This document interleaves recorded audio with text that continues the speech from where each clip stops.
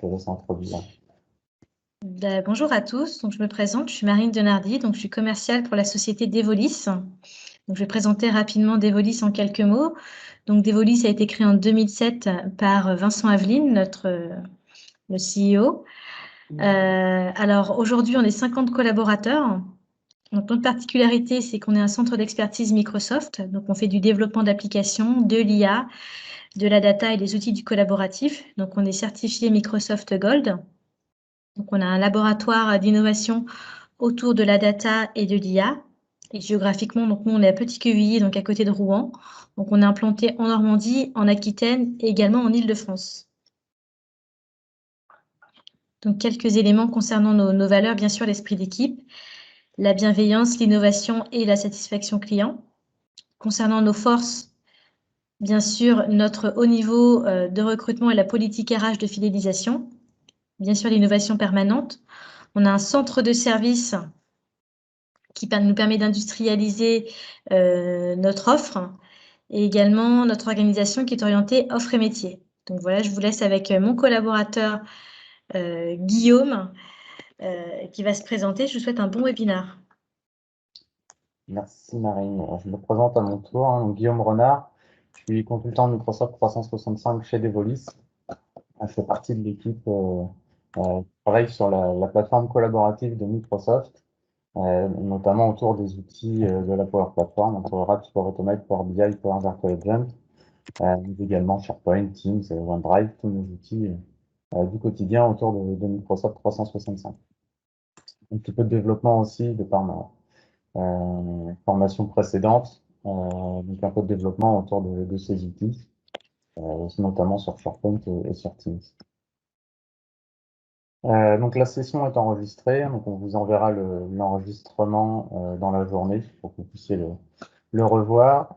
Si vous avez des questions pendant la présentation à notre activité, donc n'hésitez pas à réactiver votre micro et à m'interrompre si besoin, ou sinon on réservera un petit peu de temps en fin de session pour un échange, pour répondre à vos questions. Je vais vous partager. Alors aujourd'hui, on va parler SharePoint moderne. Ces interfaces qui ont déjà maintenant quelques années, mais qui viennent remplacer les interfaces dites classiques de SharePoint.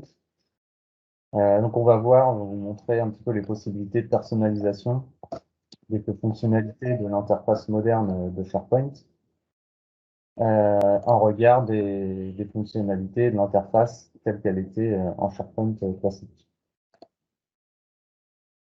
Pour ça, hop, je vais démarrer par une démo, quelques slides après à vous présenter. Donc là, on est sur un environnement SharePoint Online. Et j'ai donc deux types d'interfaces. Ici, les sites tels qu'ils existaient auparavant. Donc là, on est sur des interfaces qui ont été introduites avec SharePoint 2013 à l'époque, et qui étaient aussi les interfaces qui étaient proposées lors du lancement de l'outil SharePoint Online. Donc ces interfaces dites classiques. Et aujourd'hui, donc Microsoft a revu ces interfaces pour faire quelque chose de plus convivial. Et on va le voir aussi au niveau en termes de fonctionnalité, qui permet des personnalisations plus faciles, plus aisées pour les gestionnaires de sites, pour les créateurs de sites. Une principale différence, une première différence importante entre les interfaces classiques et les interfaces modernes, c'est le côté responsive des pages. Sur les anciennes interfaces, tout de suite, dès qu'on arrivait sur un format tablette ou un format smartphone, on se retrouvait avec des scroll bars, des composants qui n'étaient pas du tout redimensionnables et redimensionnés automatiquement. Alors que sur les nouvelles interfaces, Microsoft a vraiment tout conçu pour que tout s'affiche de manière cohérente et conviviale sur tout type de périphérique. On voit à chaque fois qu'on réduit la taille de l'écran, les composants viennent se redimensionner automatiquement. Ici, je vois pas, voilà. Par exemple, ici, il y avait d'autres types de composants. On voit à chaque fois, et en fonction de la taille de la fenêtre, au bout d'un moment, toutes les informations que j'avais sur la droite ici sont passées en dessous. Voilà, tous les composants qui viennent se redimensionner. Du côté responsive des pages, c'est vraiment quelque chose de très appréciable sur les nouvelles interfaces dites modernes. Ces interfaces classiques, là on est sur un site de type équipe, sur les interfaces classiques. Autre changement important, c'est au niveau expérience utilisateur, le rafraîchissement des pages. Sur les anciennes interfaces, on était encore sur vraiment du modèle un peu client-serveur, où chaque requête faisait un appel à un rechargement de page. Ici, sur les nouvelles interfaces, quand on vient naviguer, toute la structure de la page, elle, ne change pas, donc il n'y a pas de rechargement. C'est vraiment dans le contenu de la page que les éléments vont venir se mettre à jour. Ça, au niveau rendu utilisateur, on est plus sur des temps de réponse qui sont vraiment améliorés. Et on a aussi pas cet effet de rechargement complet de la page et de temps d'attente pour l'utilisateur pour accéder au contenu. On a sur les interfaces modernes deux types de sites, de modèles de sites. On a les sites d'équipe, ça c'est un site d'équipe avec une navigation à gauche. Et après, quelques possibilités de personnalisation, mais qu'on ne pourra pas retrouver dans les autres types de sites, qui sont ceux-ci, qui sont les sites de type communication. On crée un site SharePoint moderne. On a deux types de sites qui nous sont proposés, deux modèles de sites. On a les sites d'équipe et les sites de communication. Donc, quelques différences au niveau interface. Le site de communication va vraiment être un peu plus avancé pour permettre d'afficher de manière plus conviviale les informations aux utilisateurs, contrairement au site d'équipe où on va plus être orienté dans le fonctionnel. Sur le site de communication, par exemple, j'ai la possibilité d'afficher des pieds de page. Si on modifie l'apparence, j'ai la possibilité de définir un pied de page, qu'on va retrouver ici du coup. Que je ne pourrais pas mettre en place, par exemple, sur un site d'équipe. Pour modifier l'apparence, ici, il n'y a pas de possibilité de pied de page. La navigation sur le site d'équipe, elle est à gauche. Sur le site de communication, elle est en haut. Et on a plusieurs modes d'affichage de ce menu de navigation. Microsoft appelle le méga menu. Ici, avec plusieurs niveaux. Ou alors le niveau en cascade, comme ça. Ce qui est appréciable aussi dans les nouveaux sites, les types modernes, c'est tout ce qui est personnalisation. On voit tout de suite les changements qui sont faits en direct, même quand on est en mode modification de la page. Là, on est quasiment sur du rendu identique à de l'affichage pour les utilisateurs finaux. Et chaque composant qui propose ses différents paramétrages, différentes dispositions, tout ça, on n'est pas obligé de passer en mode modification, enregistrer, regarder ce que ça donne. Voilà, on voit tout de suite, en modifiant les paramètres, les changements que ça va donner au niveau de l'interface. Donc ça, c'est aussi quelque chose qui est vraiment appréciable pour les gestionnaires de sites, pour ceux qui vont créer les contenus. Ils voient tout de suite et la création des pages, du coup, est facilitée et beaucoup plus rapide. En revanche, on a des possibilités qu'on peut, au niveau personnalisation, qu'on peut plus faire dans les interfaces de type moderne. Sur les anciennes interfaces classiques, on avait ce qu'on appelle une master page et on pouvait donc modifier vraiment tout le corps, toute la structure de la page de notre site SharePoint, complètement retirer le menu ou en créer un nouveau pour le mettre ailleurs. Changer complètement la disposition du header. Enfin, vraiment, on avait vraiment la possibilité de personnaliser vraiment toute la structure de la page. Dans les interfaces modernes, SharePoint ne nous autorise pas à aller aussi loin dans la personnalisation des pages. Bien sûr, on a la possibilité de modifier tout le contenu à l'intérieur d'une page, et notamment de créer des sections pour faire de la disposition à plusieurs colonnes, etc. On va même pouvoir aussi créer des modèles de pages, mais on ne pourra pas vraiment modifier la structure même de notre gabarit de page. Donc avec le menu, le pied de page aussi, ça on pourra pas vraiment le modifier. Ce qu'on pourra faire en revanche, et ça SharePoint le permet dans ces nouvelles interfaces au travers d'un framework qui s'appelle SPFX, permettent de développer de nouveaux composants. Hein, ici, sur nos pages, on peut ajouter des composants à travers un catalogue fourni par Microsoft.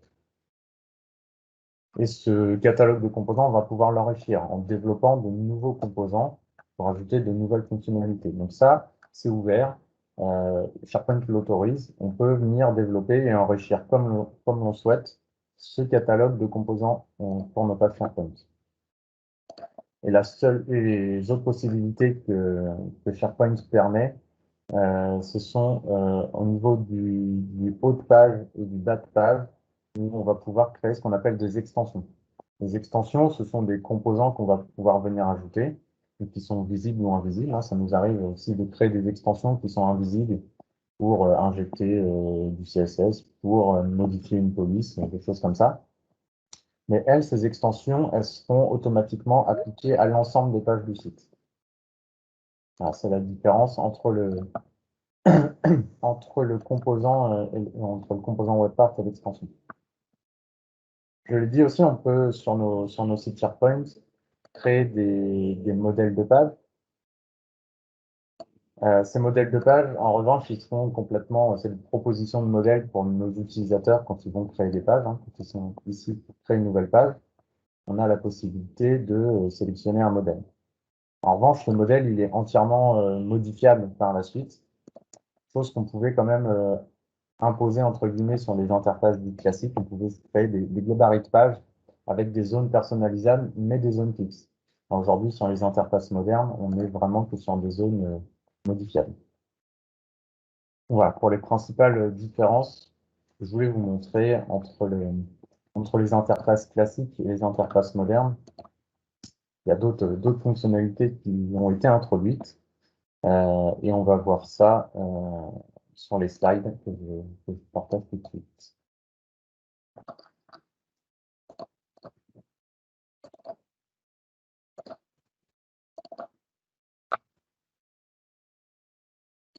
Voilà, donc au niveau de l'évolution de SharePoint, hein, SharePoint c'est un produit qui a maintenant presque 20 ans, tout juste. Son évolution, donc un rythme de 2-3 ans environ. SharePoint 2003, SharePoint 2007 est introduit aussi en 2007 Microsoft Online Services, qui deviendra ce qu'on connaît aujourd'hui Microsoft 365, qui avait longtemps été appelé Office 365. Les versions serveurs de SharePoint qui ont continué à évoluer. Donc on était encore sur du SharePoint 2013 en interface classique, et les interfaces modernes donc, ont été introduites quelques années après. Aujourd'hui, SharePoint Server fonctionne aussi sur le même modèle que SharePoint Online, et ce sont des interfaces modernes. On a la possibilité encore, évidemment, hein, déjà pour les organisations qui étaient encore sur les anciennes interfaces, donc du coup les anciennes interfaces continuent de fonctionner. On a encore la possibilité aussi de créer des sites en version classique si besoin. Microsoft propose une fonctionnalité de conversion de nos anciennes pages. Hein, si on était sur de l'Office 365, SharePoint Online Classic Experience, Microsoft propose des fonctionnalités de conversion de ces pages en moderne page. Donc les intranets hein, sous SharePoint, des fonctionnalités de gestion de contenu, d'organisation d'informations et de recherche, des fonctionnalités sociales aussi à travers les communautés et les MySites, et de l'intégration d'applications à travers des formulaires qu'on pouvait personnaliser. Donc ça, c'était l'essence même, on va dire, de SharePoint, c'est les principales fonctionnalités pour créer des intranets sous SharePoint. Une architecture telle qu'on retrouvait auparavant, organisée en collection de sites. Hein, dans une collection de sites, on retrouvait un site de niveau supérieur dans lequel on pouvait créer des bibliothèques de documents, des listes, stocker de l'information. Et dans cette collection de sites, ensuite, on pouvait créer plusieurs sous-sites qui eux-mêmes pouvaient contenir des sous-sites et des bibliothèques de documents, des listes et des informations. Cette architecture, elle a été un petit peu repensée et Microsoft a introduit une nouvelle notion qu'on va voir après qui s'appelle le upside. Un petit comparatif entre le moderne et le classique sur les avantages du moderne par rapport au classique. De nouvelles fonctionnalités, donc les web parts, Donc, tout ce qui est nouveaux composants, hein, évidemment, Microsoft aujourd'hui arrête le développement sur la partie classique. Donc, toutes les nouvelles fonctionnalités WebPart, elles vont être introduites dans les sites modernes.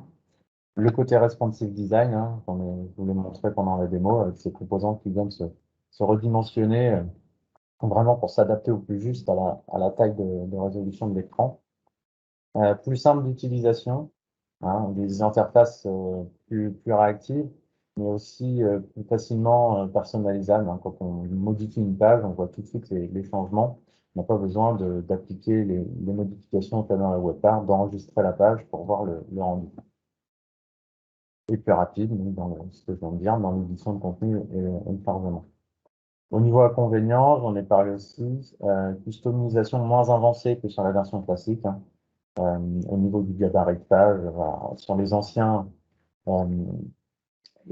sites SharePoint, on pouvait vraiment refaire complètement l'interface. Et l'utilisateur, du coup, n'avait même plus l'impression d'être sur un site SharePoint parce que vraiment, on avait tout revu et refait complètement le design. Aujourd'hui, sur les interfaces modernes, c'est plus trop le cas. On va retrouver toujours la même structure avec l'organisation en sections, parce que ce sont des choses qu'on ne peut pas modifier au niveau de SharePoint quand-même. Et certaines fonctionnalités de paramétrage qui existaient, hein, qu'on retrouve aujourd'hui toujours en classique, mais qu'on ne retrouve pas aujourd'hui encore en moderne. Peut-être que certaines d'entre elles vont être introduites sur les sites modernes, mais pour l'instant, tout n'est pas encore présent.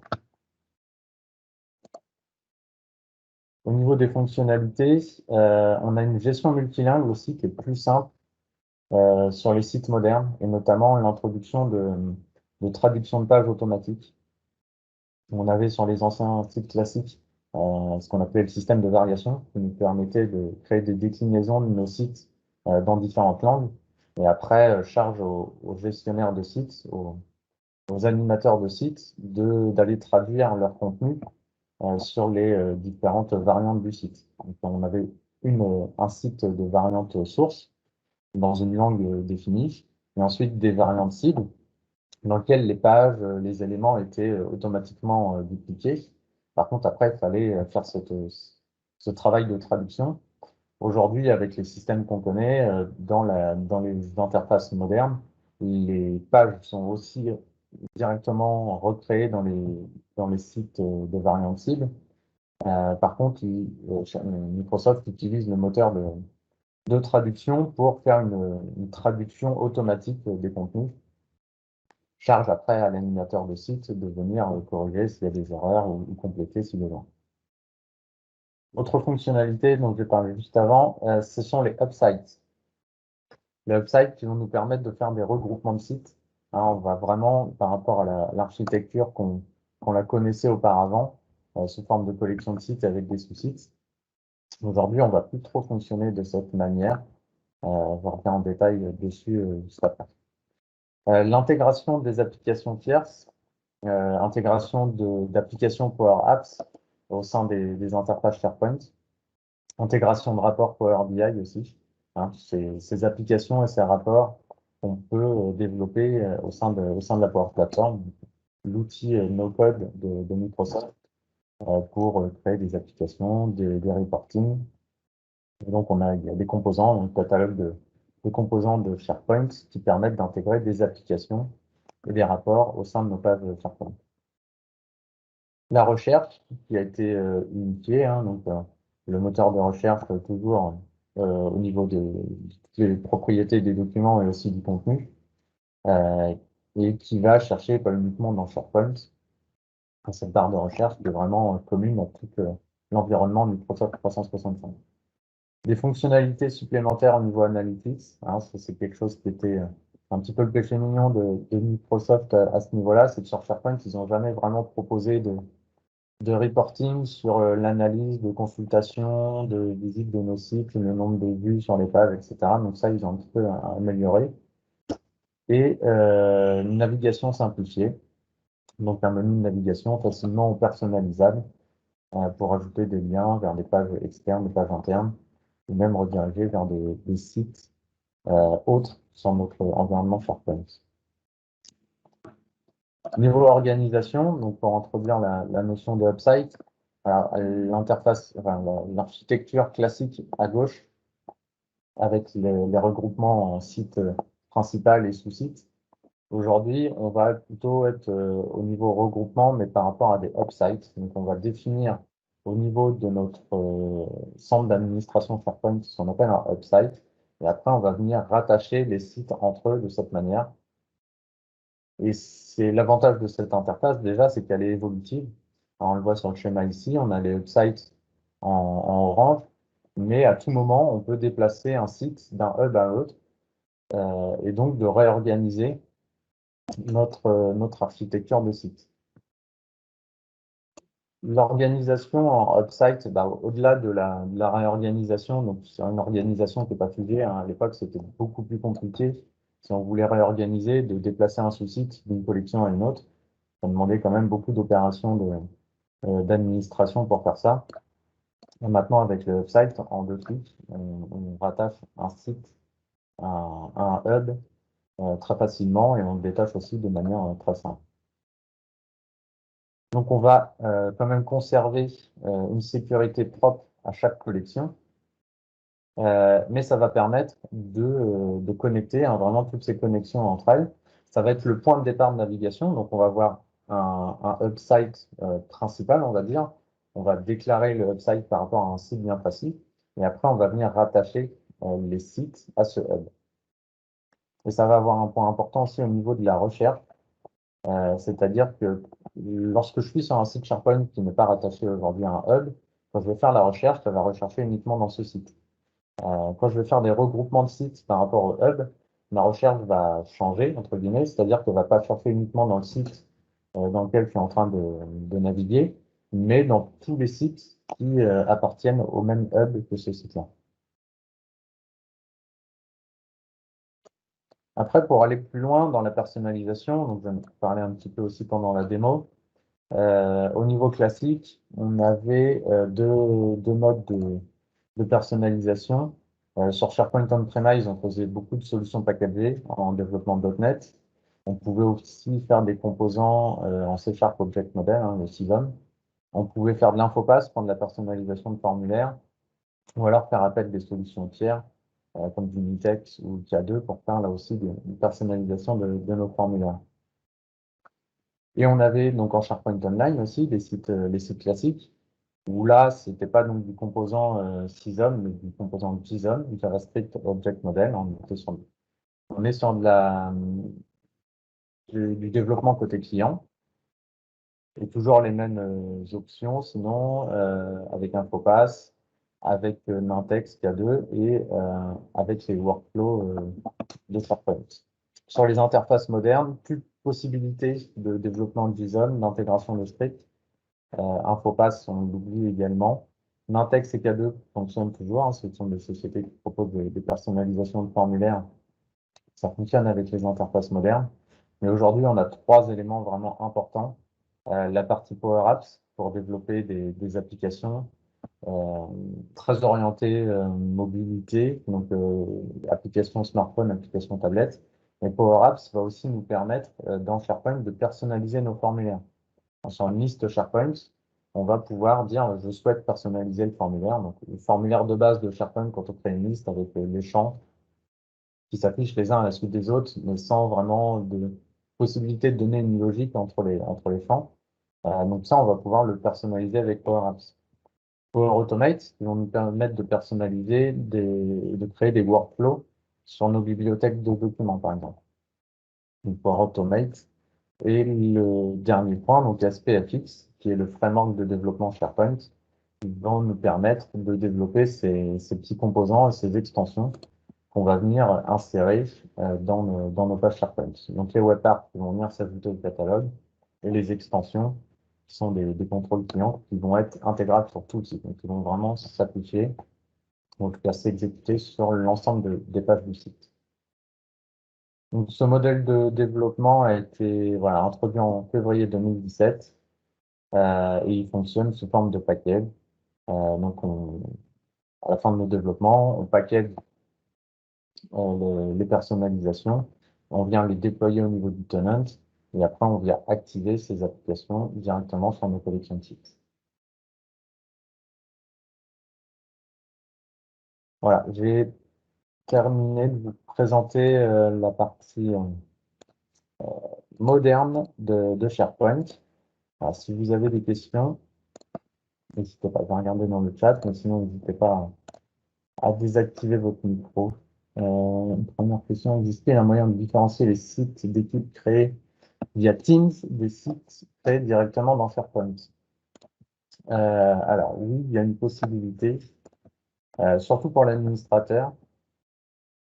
Si je reprends ici,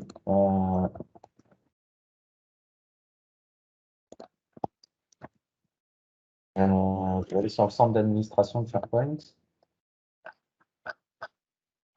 Pour l'administrateur SharePoint, c'est possible, hein. Il a dans son interface, dans la liste des sites actifs, le modèle qui est utilisé. Donc on voit si c'est un site d'équipe, et qui du coup correspond aussi à une équipe Teams, ou si c'est un site d'équipe, mais qui n'est pas un groupe Microsoft 365, donc qui n'est pas une équipe, une équipe Teams. On va le voir aussi. On voit aussi voilà, ceux qui ont été créés en expérience classique. J'essaie d'en trouver un. Montrer au niveau de l'interface. Celui-ci. Donc ça, c'est un site d'équipe avec les localisations. Hop.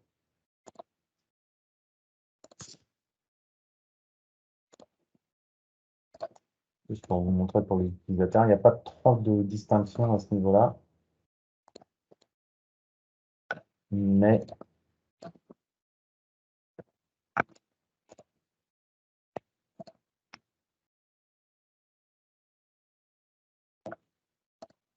celui-ci était personnalisé en note, sinon c'est pas grave.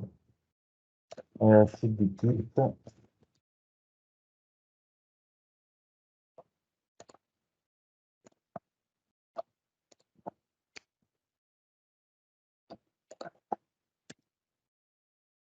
En fait, on a une possibilité, on a une distinction entre guillemets sur le site d'équipe. Ici, quand il n'est pas relié à une équipe Teams, en fait, il nous propose ici le système de convertir ce site d'équipe SharePoint en équipe Teams. Ou en tout cas, de créer l'équipe Teams associée au site SharePoint.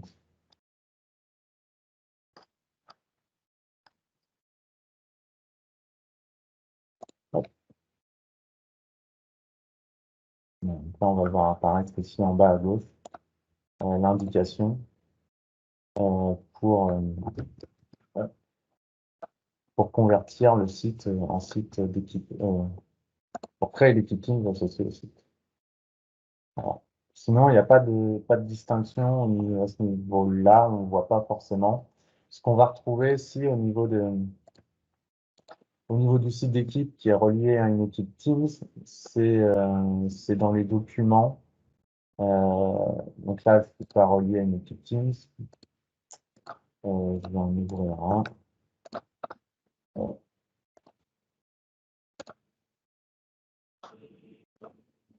La différence.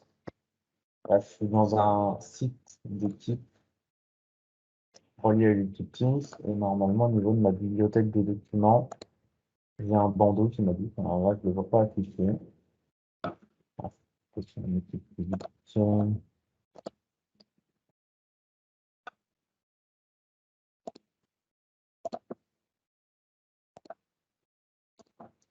vais le voir dans celui-là,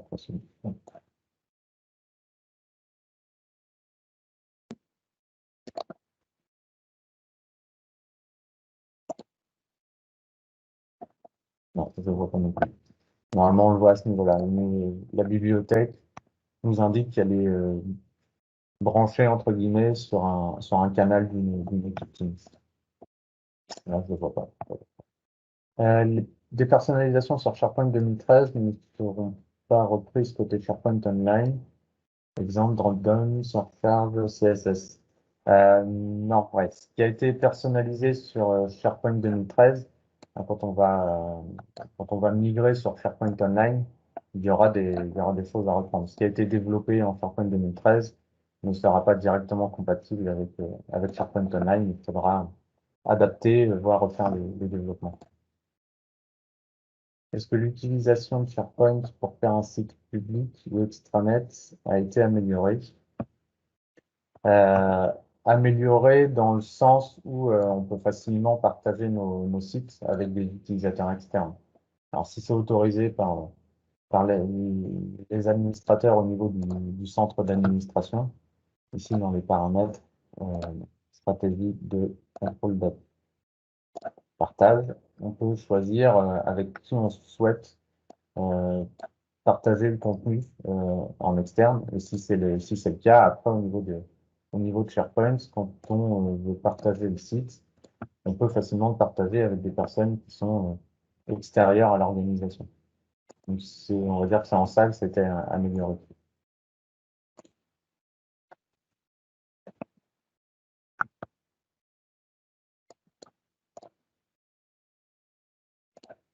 Si vous avez d'autres questions.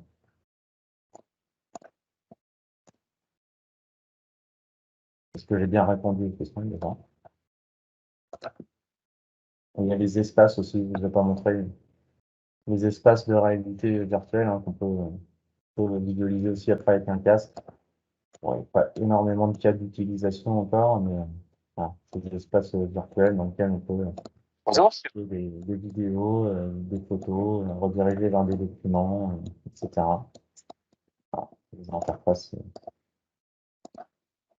les espaces de SharePoint, SharePoint Spaces.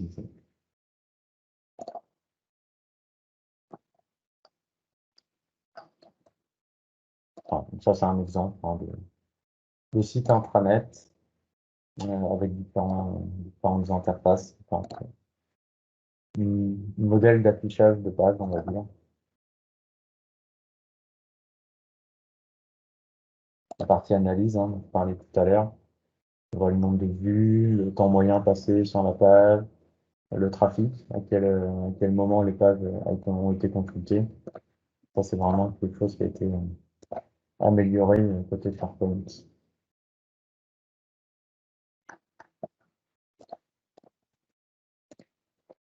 Pour créer des espaces, donc il faut l'activer. Il y a une fonctionnalité à activer au niveau du centre d'administration de mémoire. Je sais plus où c'est. Et après, si c'est activé, vous le retrouvez ici, dans le bouton créer. En plus de liste, bibliothèque, page, vous avez ici espace.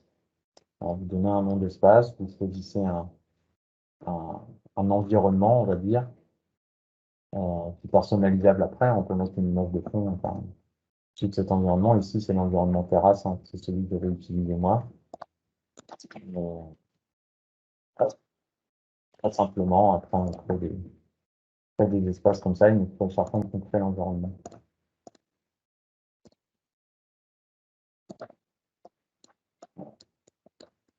Après, dans la conception, on peut venir ajouter, modifier la structure, mettre une image d'arrière-plan, mettre un message de bienvenue audio. Et après, donc, on ajoute avec le petit bouton plus ici, tous ces composants 3D, des vidéos à 360, des objets en 3D, du texte, des images, ainsi de suite.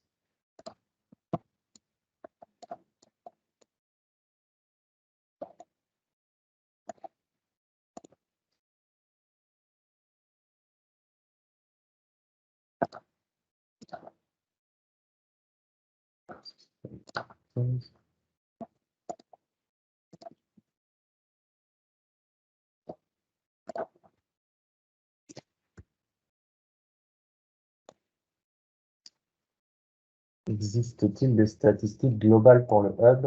Alors, au niveau du centre d'administration, c'est là où on va retrouver les informations du hub. Est-ce que j'en ai des associés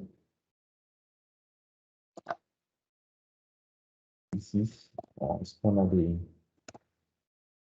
Pas sûr qu'on ait des statistiques complètes pour le hub, ça va rester site par site.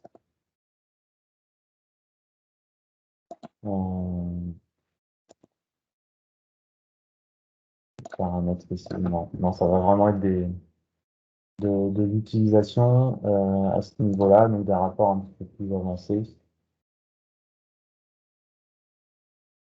Mais site par site. Il n'y a pas de statistiques de rapport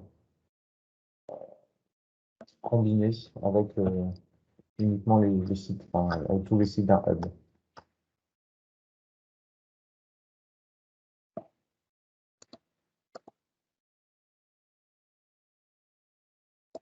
Pour l'association du hub, hein, je ne vous ai pas montré, mais déjà au niveau du centre d'administration, hein, l'utilisateur il va définir un site comme étant le hub principal. Donc ici, il inscrit le site comme hub.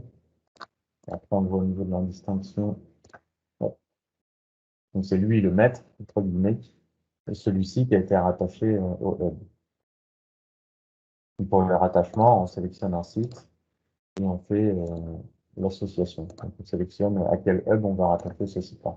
Vous voyez, en 3 clics, hein, c'est facile de changer le rattachement d'un site, d'un hub à un autre. Il y a la possibilité aussi également pour les propriétaires du site, c'est pour les propriétaires du site de faire cette association pardon, directement depuis le site. Alors, on n'est pas obligé de laisser demander à chaque fois à l'administrateur de le faire. On peut le faire directement depuis le site. Hop. Dans les informations sur le site. Ici, on a l'association. On peut changer l'association hub. Ce qui est intéressant, hein, quand on rattache un site à un hub, ici on voit il y a un nouveau bandeau qui s'ajoute. C'est le menu du hub à ce niveau-là. Donc là, on retrouve tous les sites qui sont rattachés au hub. Donc ça nous permet facilement de passer d'un site à un autre et surtout après de conserver pour chacun des sites un menu de navigation propre à chaque site. Voilà. Donc du coup, ça rajoute un niveau de navigation, mais qui est utile hein, pour basculer d'un site à un autre et d'avoir une navigation quand même euh, unique pour chacun des sites.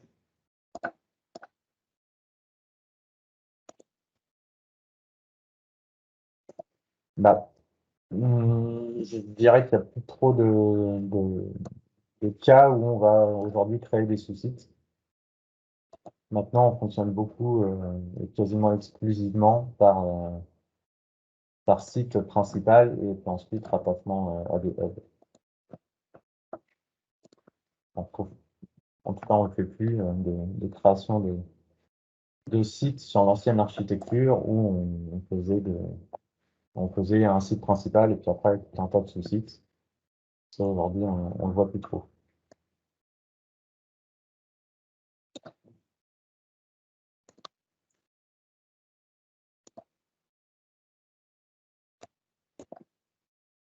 Est-ce que vous avez d'autres questions? Sinon, je vous propose qu'on en termine là pour cette session.